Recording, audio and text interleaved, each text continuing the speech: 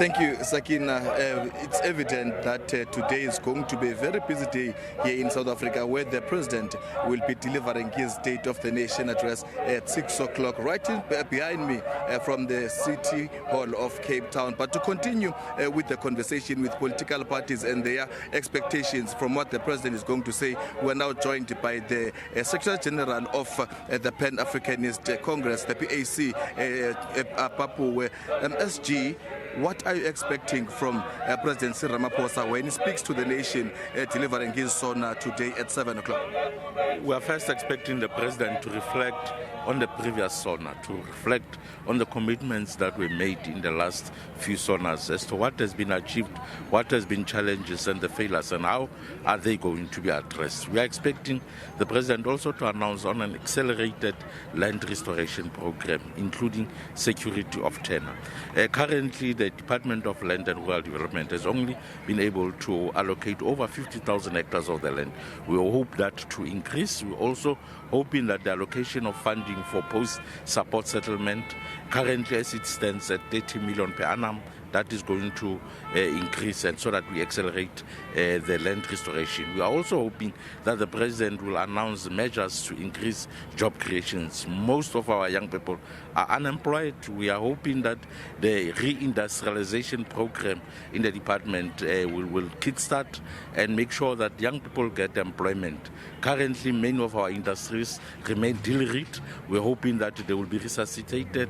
We are also excited that there's a move to buy back Isometal so that it can also belong back to the government. We know in the previous years it was able to create jobs, particularly for African people. We're hoping that that will happen.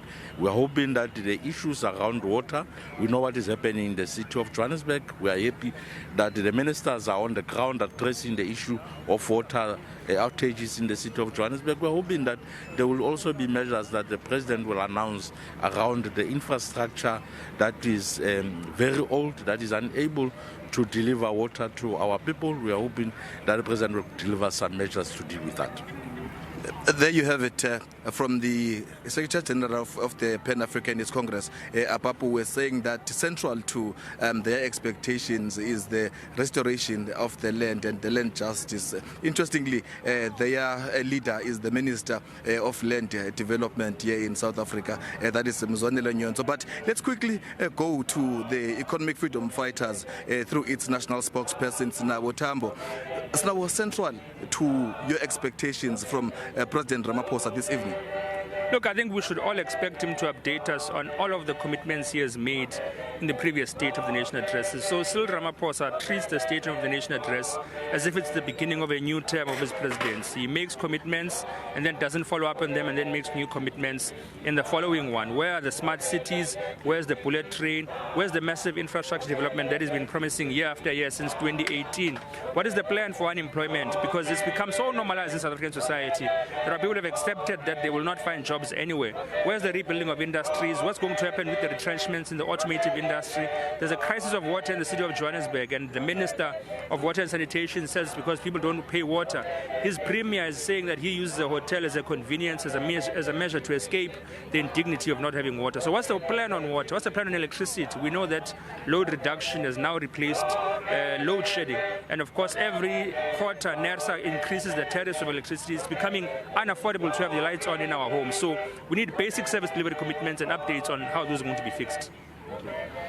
There you have it from the Economic Freedom Fighters through its national spokesperson, Sinawo Tambo, on their expectations from what the president is going to be delivering on his State of the Nation address. From the State of the Nation address from 7 o'clock this evening. For now, we are going to quickly go to an ad break. Then after that, we are going to continue with the interviews with political parties here on the ground. Stay tuned.